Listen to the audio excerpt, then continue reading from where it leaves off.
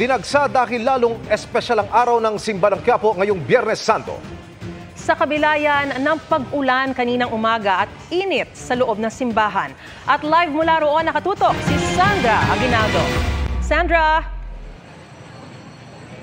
Yes, Emil, Maris, narito pa rin ako sa harapan ng Quiapo Church at yung pong mga nakikita nyo sa akin likuran, yan po yung mga kababayan natin na nakapila at naghihintay na makapasok sa loob ng simbahan para makapagpahid ng dala nilang panyo o kaya ay maliliit na tuwalya doon po sa krus na nakapwesto sa harapan ng altar. Pero bago yan, bandang alas 5 ay lumabas na po yung Santo Entierro. Ito po yung pinoprosesyon ng imahen ng pumanaw na Jesus at ito po ay inililibot na sa mga kalsada sa paligid ng Quiapo Church.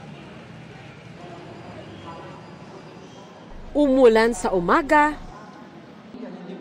at sobrang init sa tanghali. Pero hindi ito alintana ng mga nagsimba sa Quiapo Church ngayong Biyernes Santo. Dama ang maalinsangang panahon sa loob ng simbahan sa 3 oras silang pagsariwa at pagdinilay sa 7 huling wika ni Jesus. Ang pamilya Mariano sa Quiapo Church tinapos ang pagbisita sa 7 simbahan na panata nila kapag Semana Santa. Dito lang po tayo umuhugot ng lakas Dito lang po tayo humihingi ng kung ano yung mga pangangailangan natin. Wala naman tayong mga asahan kundi inasa taas Panginoong Jesus, yun lang, wala na iba. Sinundan ang 7 last words ng misa. Sa pagtingin natin sa krus, pagtingin natin sa Kanya, makita natin na ito yung dinanas ng Panginoon dahil sa Kanyang pagmamahal sa amin, sa ating lahat. At nawa sa pagtingin natin at pagninilay dun sa dakilang pagmamahal na iyon, itulak tayo para tayo naman ay magbago, maging tapat sa Kanyang pagmamahal. At ng prosesyon ng Santo Entierro o imahen ng pumanaw na Jesus. Kasama rin ang imahen ng Madre Dolorosa o mahal na inang nagdadalamhati at imahen ng San Juan.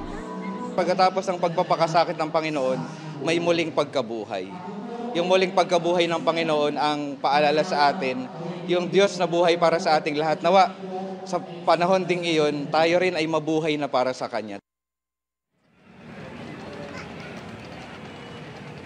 Maris, alam mo, bago yan, kaninang madaling araw, nagkaroon din ng prosesyon yun namang Poong Nazareno. At inilikot yan sa paligid ng simbahan at tinataya daw na nasa 700,000 yung sumama sa prosesyon at maging yung dumalo sa mga misa.